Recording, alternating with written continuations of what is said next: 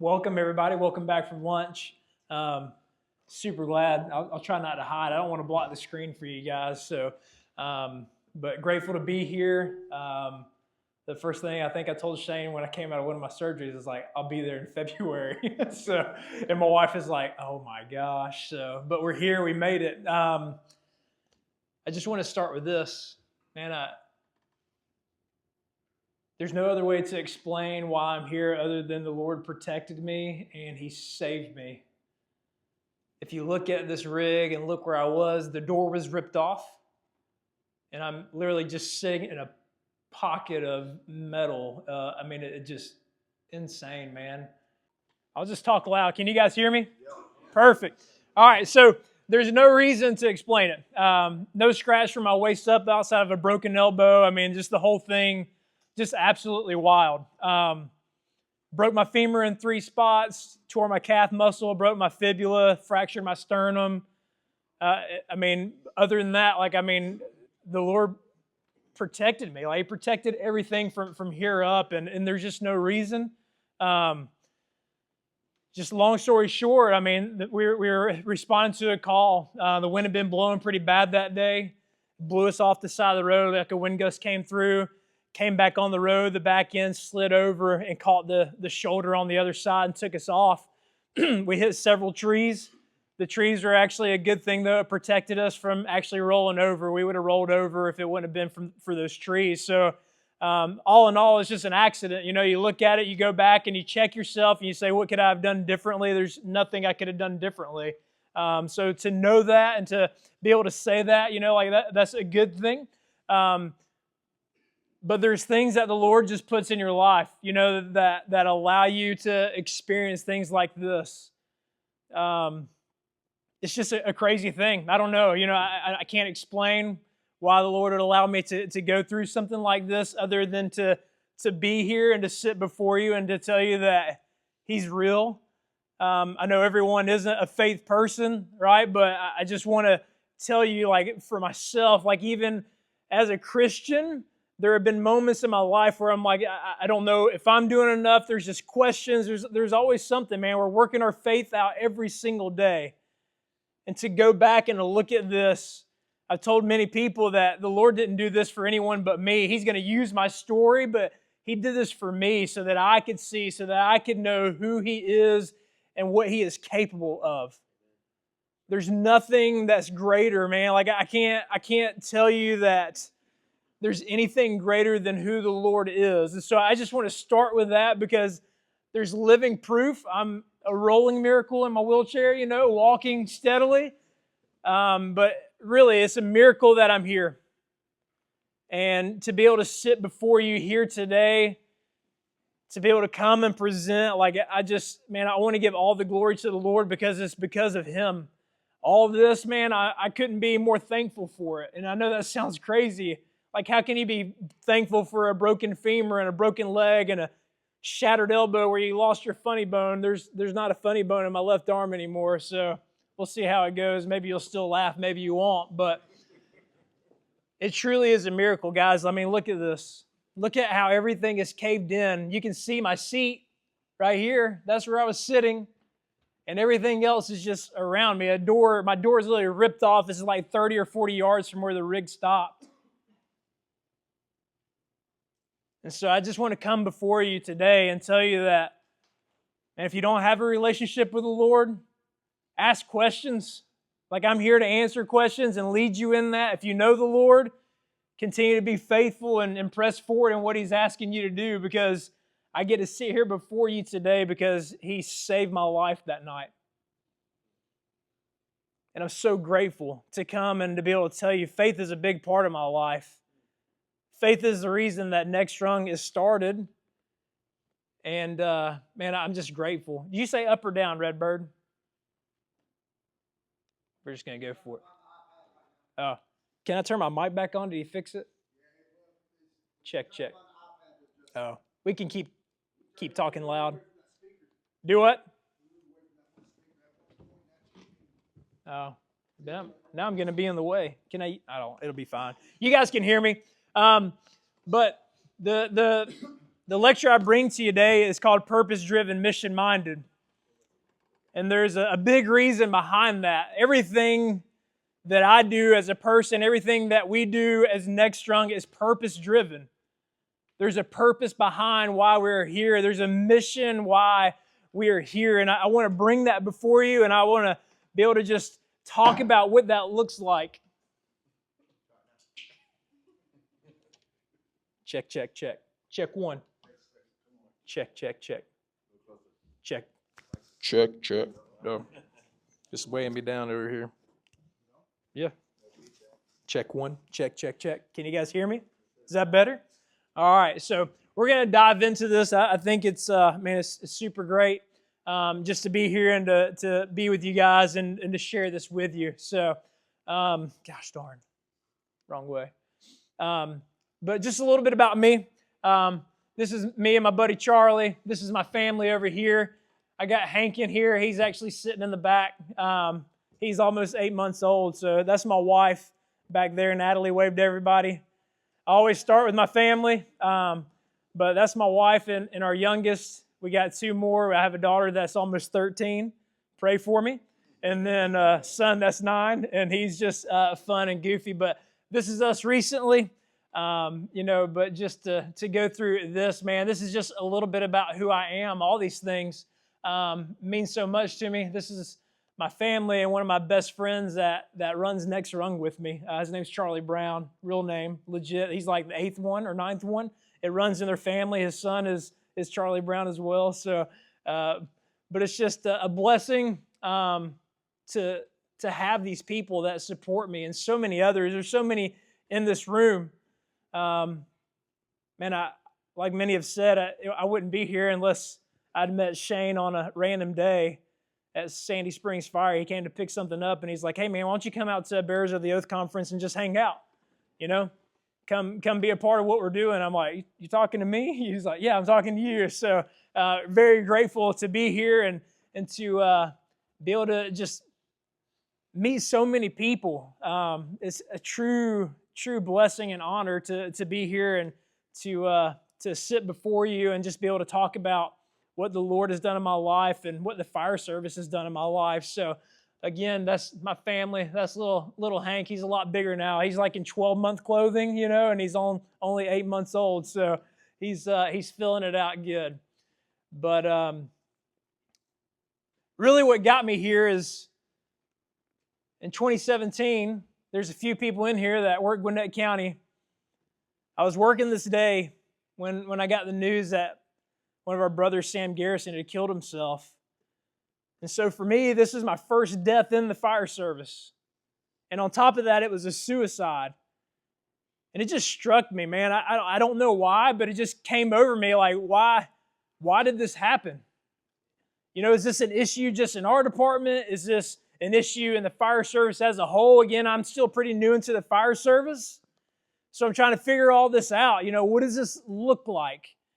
And so I just kind of dove off and started, researching and looking at it. And in this year, 2017, there's more suicides than there were line of duty deaths. And it just blew my mind. But this is really what really sprung me and propelled me into what Next Rung is. I started Next Rung in January of 2017 as a t-shirt company. We're going to make apparel, just kind of be cool, get a name out there and just infiltrate the fire service. And when this happened, it just started making me ask questions. I didn't want Next Rung just to be a t-shirt company anymore. Like the thoughts are going through my mind, like how do I give back to something like this? How do we make a movement with this? How do we figure out what this looks like? Can we make a difference here? Is that a possibility? And so this is truly what sprung me into that. Because as I researched, I saw that this was an issue across the United States. Not just locally where I live, not just in my department. In our department, we had several suicides within 2.5 years. And it just broke my heart. I didn't want to see that anymore. I wanted to be able to make a difference. Can I stop it all? No, we can't stop it all, right? We'll never be able to fully stop this from happening, but can we slow it down? Can we save some lives in the meantime? I think we can 100%. So there's statistics. I'm not a big statistics guy when it comes to this stuff because there's not 100% reporting. We don't really know what it is. But the numbers that are pretty recent, right, up until this year and finalizing all the numbers, these are where, we can find the numbers on Firefighter Behavior Health Alliance. He's one of the only people that truly takes in the numbers of suicides every year. Jeff Dill does, and he does a good job at reporting those. But these are the number of suicides. I started in 2017, the year that Sam died. I don't know if Sam was reported or not, but there was 128 suicides in 2017. And it just blew my mind. We can go through and we can look at the numbers. And all these numbers continue to add up, right? The total validated suicides since Firefighter Behavior Health Alliance started, and he's been reporting numbers, was 2,083. The total number of firefighters and first responders served since Next Rung started in 2018 as a nonprofit was over 2,100. We're over 2,500 now. And so I look at this and I collapse the numbers together. I put them side by side and say, are we making a difference? The number of people that we've served, the number of suicides that have happened, the number of conversations that I've had and many others have had. There's people in this room right now that sit on our peer support team. People that are making a difference. And they know what that looks like. They know what those conversations look like. There's conversations that I had with people and said, hey, thank you for picking up the phone, because if you didn't, I was about to hang myself in my building out back. So I look at these numbers and I am grateful for what we've been able to do since 2018. Going on, I think, number 8, man. And it's just super exciting to see where we are. And Next Rung is super important to me. You'll see in everything that we do, if we go back, faith, family, service, and mindset. These are our core values. We have to be mission-minded. Man, these are just pictures over my career. Some of my favorites, right? Some training, some people that I work with. Scudder's an all right guy. Where are you at, Scudder? Raise your hand. Oh, man. But truly being mission-minded about the people that we work beside, about the people that we get to do trainings beside. We have to be mission-minded. And I know a lot of times when we think mission-minded, right, we think about, hey, we're here for them. And I know that's catchy. I know that's important. I know, like, our number one job is when we show up is to serve the citizens and to be there for them and to give them our best, our absolute best. To risk our life for them, to go in and potentially lose our life for them. That's the mission. Like everyone said earlier, it's not for everybody. It's not. But we also have to be mission-minded on the people that we work beside. And I'm going to sound like a broken record, but I want you to hear that over and over and over again. We have to be mission-minded from the time that we step out of the door of our car and we step into the four walls of our firehouse.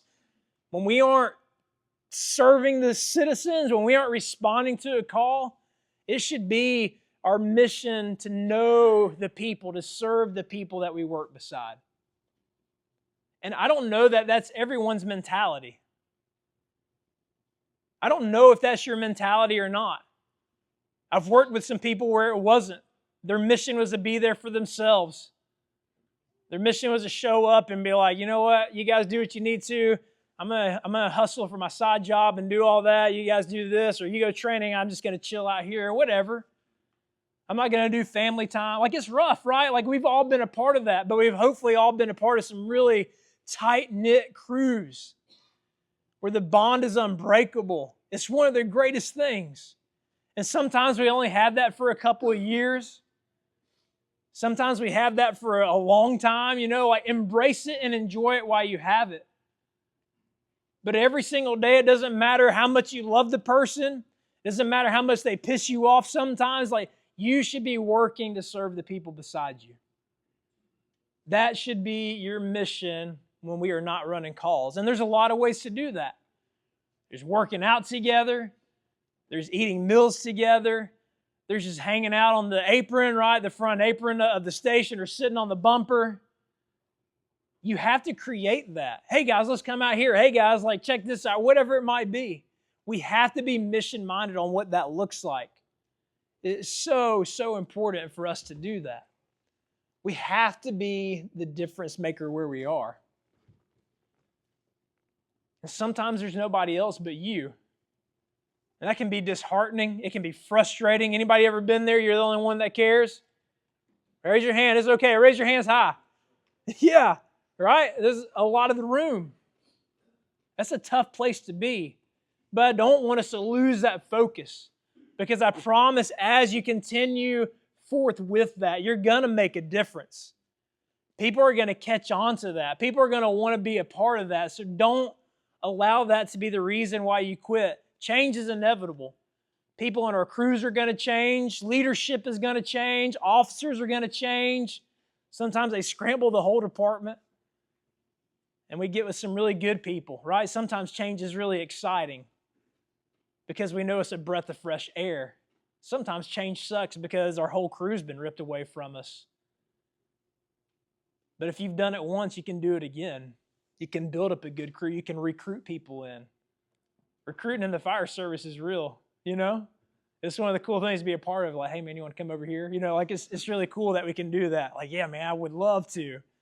Put your transfer in, man. We got a spot. You know, stuff like that. It's contagious. We have to be the difference maker where we are, but we have to be mission-minded. Focus where it matters. And I talked about that, right? Being in the four walls of your firehouse is so important. You might not can control the rest of the department, but there's a lot that you can control in the four walls of your firehouse. And I call it a firehouse on purpose because it is our home.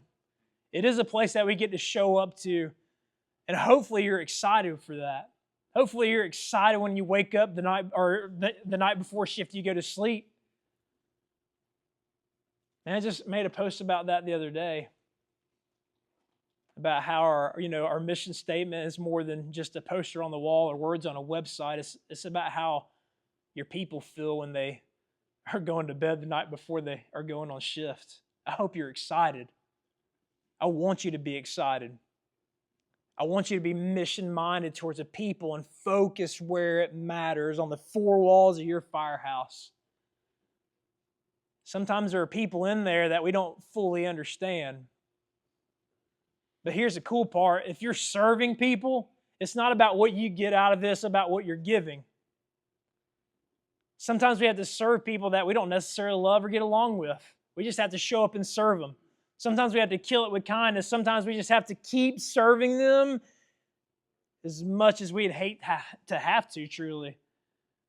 We just have to wake up and say, hey, you know what? No matter what today, I'm just going to serve the person that I work beside, or I'm going to serve the crew that I work beside. Maybe it's one person. Maybe it's three people if you're blessed, right? You get to ride on a four-man rig. Anybody get to ride on a four-man rig? It's one of the best things ever, right? You got a lot of manpower. Some people are two people to apparatus. Some people are three. Just depends on the day. Some people are by themselves. Anybody by themselves? Yeah, it's pretty tough. But here's the cool thing, man. I've seen it. I've been a part of it.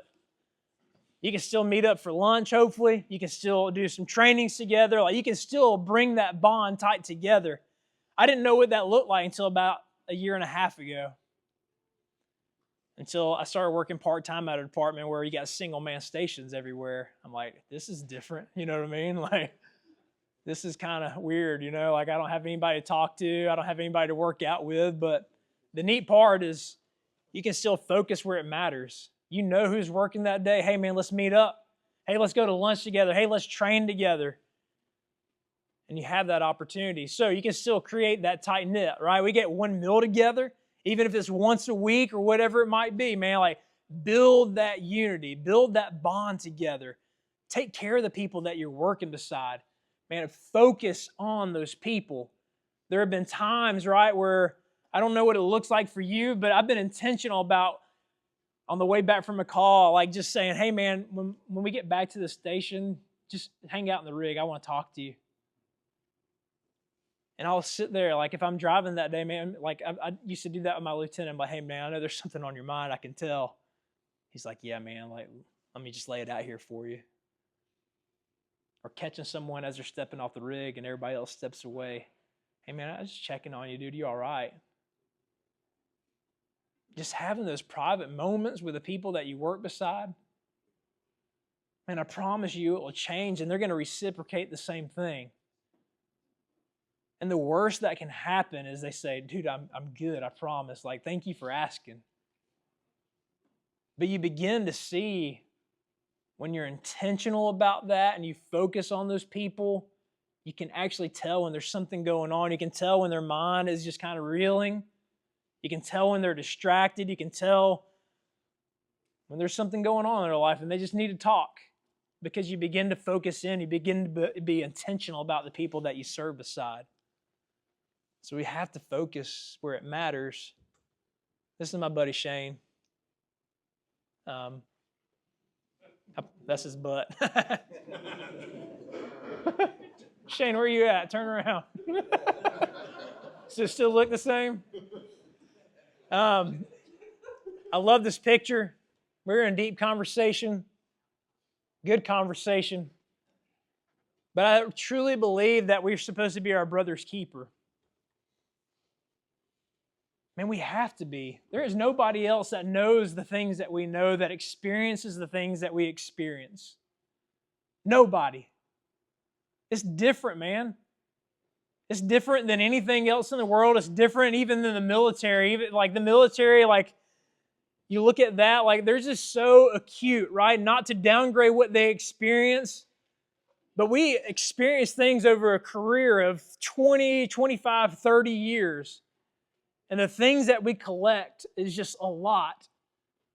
The things that we experience, that our families go through, it's a lot on them. No one else understands it the way that we do. And the mission is so important. We have to be our brother's keeper. We have to make sure that we are taking care of them because no one else is.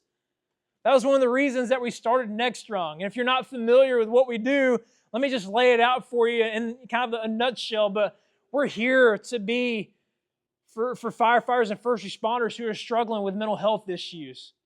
People who just have questions, man, like I don't know why I'm feeling the way that I feel. Like you can reach out to our organization. We have a helpline that's available 7 days a week, and it's run by guys and girls just like you who are on the job. So when you call or you text in, you don't have to explain yourself. You can just cut right to the chase like, hey, I'm struggling and this is why. And you're like, hey, I've been there. Or hey, man, I'm happy to talk with you. Tell me what's going on. And if you need help outside of that, if we can't handle it through peer support, which is just one-on-one conversation, we're going to get you the help that you deserve. We'll get you professional help. If you need a counselor, we'll find you a counselor. We'll provide financial assistance.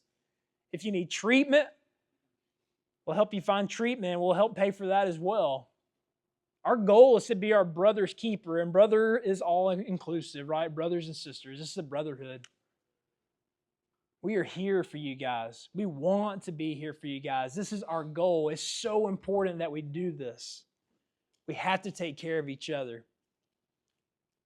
The yoke is a lot easier when we got someone else to tote it with us, to carry it with us. Carrying it on our own is hard, man. It weighs us down. And when someone steps along beside you to help carry it with you, to be there with you, man, it makes things a lot more possible. It makes things a little more hopeful. There's a little more joy that comes along when we get to suffer along somebody else beside us. We're not meant to do all this alone. And so many times we think, like, if I just keep this to myself, if I just do this on my own, I won't bother anybody else. I won't be a burden on anyone else. All the while, hopefully you got people right there saying, man, let me carry this with you. Let me do this with you. Let me help you. You don't have to struggle on your own. And I promise you that if there is ever a moment in your life where you are struggling and you're carrying the yoke on your own, myself, anyone else in this room, Next Rung, like we want to carry that with you. That's why we exist. You do not have to do this by yourself. The people that you work beside should not have to do this by themselves. Even if you have to continue to insert yourself in their life over and over and over again. Man, don't let it deter you. Sometimes people are hard to crack. It takes a little while, right? It takes a little bit for them to trust you. We have to continue to pour into that and make a difference in their life and show them, man, I'm not going anywhere. You can't get me out of here. Like, I'm just here. All right, whenever you decide that you want to hang out or you want to talk to me, I'm here, right? We can show up every single day and be like, hey, how's it going? You know, like, it's like, no, not just how's it going, like, for real, man, like, cut the crap. How are you doing? And I think it's so important that we do that. Your mission, I don't know what your mission is currently. Hopefully your mission is to show up every shift and to serve the citizens, yes. That should have to go without saying, but I feel like I have to reiterate that because someone will like rip you apart. No, the mission is the citizens. Yes, I know that. But outside of that, what is your mission when you show up on shift? What is your mission when you walk into the firehouse? What is the mission when you're hanging out with your people? What is the mission that you have in your mind? Because all of us have one. All of us have a mission when we show up. Whether it's, the trajectory of our career. Maybe it's the mission that we just have for that day. Like, it's just like, I just need to chill. Like sometimes we need a chill day. Every one of us need those days, right? Where, hey man, it's been a rough week. I just need a nap, Sometimes you just need a nap. A nap makes everything better, Anybody agree? Naps make things better, yeah. The Chiefs don't understand that, but I don't know what your mission is. But I hope that I can instill something in you and I can share something with you that your mission should be the people that you work beside. And if you start now, if you make that your mission now, I promise at some point it's reciprocated. People will see who you are. When you're legit and you're honest and you're genuine, people want to pour that back into you. I've seen it, guys, firsthand. The past 30-something days, man, like people have just reached out and poured into my family and poured into myself. Like there have been days where I've said, is all this worth it? Is the mission that I'm on worth it?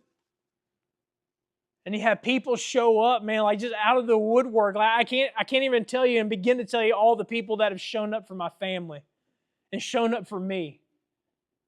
What do you need? How can we help, man? People showed up to my house. Like I had a mailbox I need to be put in because someone ran it over. Like they showed up and did stuff around my house. They're sending us stuff to my family to make sure that they're fed and the kids have snacks. And people are showing up to the hospital driving hours, man, from different states. People are calling and texting. People are doing fundraisers. It's like the most humbling thing. But all I can tell you is that the mission that you are on determines a lot about who you are and how people will pour into you. And I want people to pour into you because you're pouring into them as well. It's so important. There's so much that this job has to offer. It takes a lot, but it gives so much more. It gives so much more. So what is your mission going to be? And why is this so important? I feel like I've made that pretty clear. Because it's going to be how people treat you. It's so important because it's how you treat other people. Somebody asked in the last session, what do you want people to say about you? I'll ask you the same question. What do you want people to say about you? Think about that, like in your heart. And this is something that you should care about. Not so that you can boast about it, but so that you can know, like, I'm doing everything that I can. I'm pouring into the people. I'm pouring into the job. I'm pouring into the citizens. What do people really think about me? And if you serve people and you love them and you don't do it for any other reason other than just to be there for them, to give them the best, not to make it about yourself, I promise you, man, it's the best thing that you could ever do. It's not about you. As hard as that might be to accept or to swallow, like it's not about you. It's about the people that you work beside. It's about the citizens that you get to serve. But I promise you, if you do that, people are going to do the same thing to you. They're going to give you the same service that you give them. They're going to treat you the way that you want to be treated. The golden rule, man, it still applies. Like you learn that in elementary school. You learn that as a child. You learn that in the scripture if you read it. To love others, right? Love others the way that you love yourself. So, so important. I think this is important for us to take a look at, right? This is from a friend of mine, Dina Ali. She had this drawn up. But we all have a bucket. And if our bucket doesn't have a spigot on it, it's going to fill up and eventually it's going to overflow. Right? These are all things that pour into our bucket. These are all important things. Nutrition, relationship training, finances, family, bad calls, poor leadership, micromanagement, lack of sleep, work stress. We could probably insert some other things, right? But we all have a bucket that's going to get filled up. And if we don't have a way to release that, if we don't have healthy coping mechanisms, if we don't have people that we can talk to, if we don't have a way to release these things, man, we are hurting ourselves. We're hurting our families. We're hurting the people next to us. And there are people that want to help. There are people that want to be there for you. Allow them to. We have to allow them to, right? We don't have to go broadcast everything to everybody, but find some people that care about you and that you enjoy being around and you feel like you can talk to. Say, hey, this is what's going on in my life. I just need to vent for a second. I just need to get it off my chest for a moment so that I can feel better. But all these things pour into it. Man, and I would say more than anything, right? Like we can look at the bad calls, and yeah, like that's some of it. But I feel like all these other things are probably more than just the bad calls. All these other things probably fill our bucket more than this does right here. Yes, the bad calls suck. We've seen some crazy things. Things that people never will see once in their life, and we see it multiple times. Right? We got to talk through those things. But family, finances, poor leadership, micromanagement, and those things suck. Those will fill your bucket faster than this will, in my opinion, right? Who am I? But I know that there have been times because of this right here and this right here, I've dreaded coming to work. Anybody else ever been there? It's awful to show up and know, man, like today's going to suck. I don't even want to be here. There's been times where my wife, like I've texted her, I was like, I got to put in a transfer right now. She's like, what's going on? There have been times where I've texted her, like, I don't even want to be here today. What's going on? And it's because of this stuff right here. Sometimes we can change this through a simple conversation. Sometimes it's at the company level. If there's anything I've learned in the fire service, is to address things, to not let them go on. That's something that the fire service has instilled in me. Man, I am not scared to address things. I'm not scared to approach things. And if you're here currently, and it's at the company level, address it. Make it known. Man, I had a lieutenant. He's like one of my favorite people now. He wasn't at first. There were days where I'm just like, dude, I can't do this anymore. I just hate your guts. You know what I mean? Like, it was bad. And hate's a strong word. But eventually it came down to a conversation that I had to have with him. I took the flag off the flagpole one night and I walked in the office and shut the door and he said, uh-oh. I said, yes, sir, uh-oh. I said, help me fold this and let's have a conversation. And he was the most receptive guy. He literally took everything I told him and he's like, I hear what you're saying. And all this changed. I was excited to come to work again. He listened to what I had to say. Anybody ever had that happen? It's rare, right? But he did those things. Everything I told him. It's like, hey, man, you can't do this anymore. You know, like it's frustrating. Like you have to make decisions. You have to allow us to make decisions. You have to trust me. We have to have conversations about this. Like, you can't come in and micromanage me. Like, one day we were pulling back in the bay. He's like, hey, man, you going to wash the rig? I say, well, I was until you said something, so not anymore.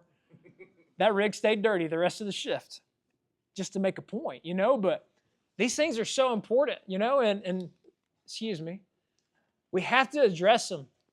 Sometimes we can't address them, right? Sometimes it's at the very top, and we just have to roll with it. But like I said earlier, the only thing that's constant is change. There's a time that's going to come where there's going to be a breath of fresh air. Everything can change, right, for the better. And we've been a part of that too. But we have to have ways that we can allow ourselves to experience some of these things. Working out, right? Sometimes just you and whatever workout you like to do, whether it's CrossFit or normal powerlifting or Globo Gym, whatever you like to do. Sometimes those are the best places, man, for us to get some of this stuff out. Sometimes it's just taking a walk through nature. Sometimes it's just having a conversation with a friend. Sometimes we need professional help, and that's okay, man. Don't be scared of that. Don't be scared of it. There's not a label that comes with it as much as whatever we want to believe, man. I promise you, it's okay. And we're going to work through it. And you're going to be thankful for it by the end of it if that's something that you need to do and be a part of.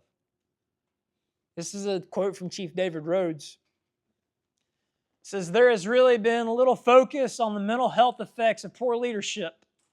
We tend to talk about PTSD because we can blame that on an incident beyond our control, but we don't want to talk about the root cause of the majority of the stress that causes us issues: organizational vindictiveness, discrimination, favoritism, and exclusion.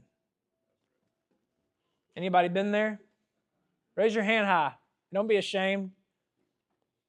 I've been there too. It's rough, man, but it's real. We can't hide from this stuff. We can't make it not happen. The only thing we can continue to do is to show up and be who we're supposed to be and to serve the people that we work beside. No matter how faithfully you serve, no matter how much you love people, this stuff is going to happen, man. It just is. We can't stop it. The only thing that we can do is say, all right, I'm here. It's in the moment, and we face it head on, right? The storm is going to come. We can't stop it, but we can keep moving. And we can keep going one foot in front of the other. We have to keep moving forward. And eventually we're going to be able to work through it. I had Chief David Rhodes at the last conference that I got to speak at, and he got to speak on some of this because he's been through a lot. But there's some other people in this room right now who have been through these exact things. The vindictiveness, the discrimination, the favoritism, the exclusion is real, man. And they have stories that they can walk you through. Some of them don't end in the best way. It's not always rainbows and butterflies. Sometimes it ends with, I lost my job. I had to resign. But guess what? I'm still moving forward. Guess what? I'm still one step in front of the other. I'm going to continue to do what I'm supposed to do. And they take it with them everywhere they go. It's not just the firehouse that they do that. They're the same person outside the firehouse that they are everywhere else. They're the same person now at home that they are to everyone else. And it's the most beautiful thing to be a part of. We can get on a soapbox about chiefs. I don't know if there's any in here. But serve your people in the way that they need to be served. I think it's so important and so vital if we are in a chief operations role, like whatever that looks like, battalion chief and up. It's different, man. Like at that point, your goal is to serve the people that work under you. And I will die on that. I will stand on that soapbox every single day. It's not my job at that point to show up and to come shake your hand and to kiss the ring. You should be coming to me saying, hey, how are you doing today? Hey, how can I serve you? Is everything okay? If you wear that title, you should be serving your people. You're not running calls anymore like you used to. Your goal is to serve the people that work under you. Your goal is to make sure that they can do the things that they're supposed to do, that they can do their job, that they can come and have a good time. That's what we should be doing when we show up every third day or whatever your shift schedule is. to come in and hang out and have a good time, man. Like, that's one of the best things about this job. It's fun. We have a family, a brotherhood that's like no other. But sometimes it's stopped by the chiefsing up. I don't know why, but if you wear that title, please make sure that you're serving your people. Please make sure that they are given the things that they need to be able to do this job and to love the people they work beside. We need passionate leadership, and it comes from every role. It doesn't matter where you sit on the apparatus.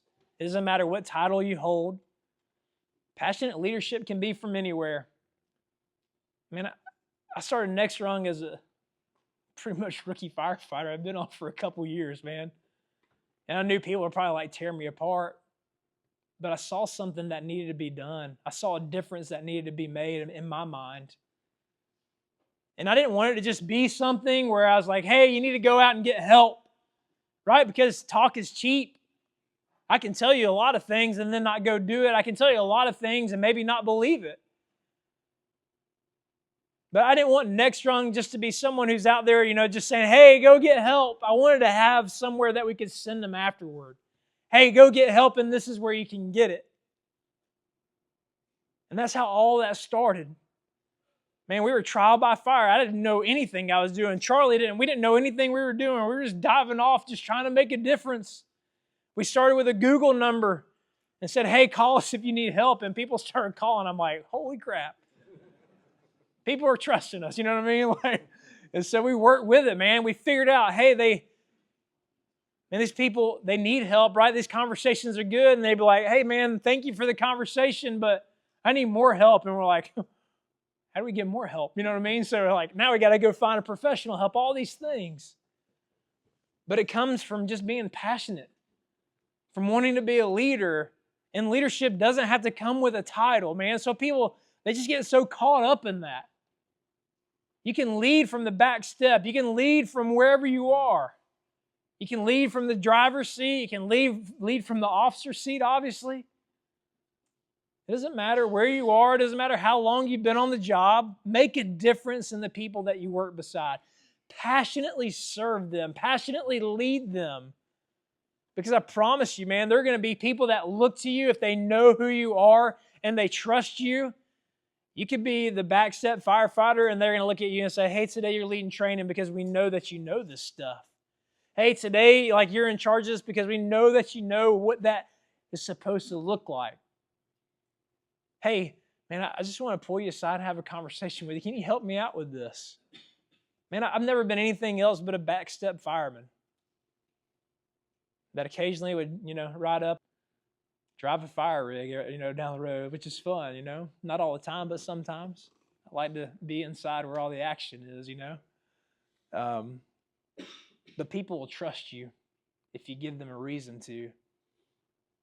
But you have to decide that, and that's why I ask you, what's your mission? Your mission has to be clear. It has to be consistent.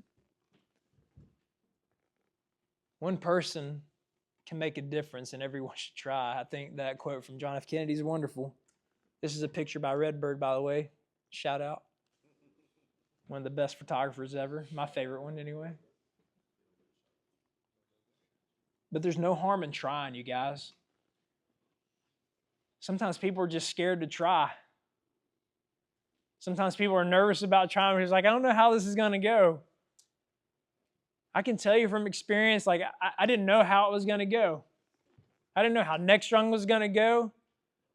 But I can tell you at this point, we helped over 2,500 firefighters and first responders since we started.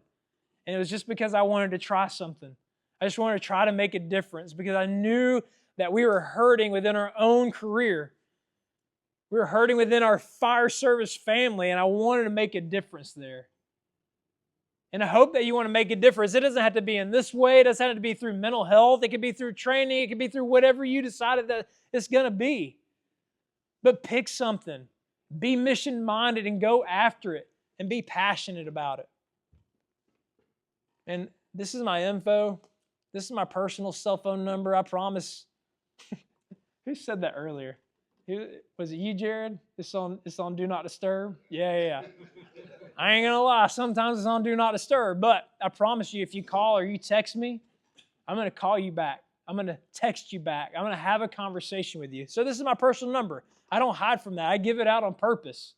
Take a picture, please. If you don't need it, someone else might. This is our helpline right here. Raise your hand if you're on the Next Rung peer support team in here. Look around the room, right? These are real firemen. Some of the best. And they serve on the team, man. Like you've heard their stories. They're here for you. And we got a bunch more just like them from all over. We got guys from FDNY. We got people who are chiefs at departments. Like it's the craziest thing, man. It's been such a blessing. And we want to help you. So please take that. The cards are out there. But if you need my personal number, this is it. Man, thank you guys for having me. It's been such a blessing to be here and to share more about Next Rung and what we do. But more than that, just to share my passion about the fire service and the way that I'm mission-minded and get to serve other people. Thank you guys so much.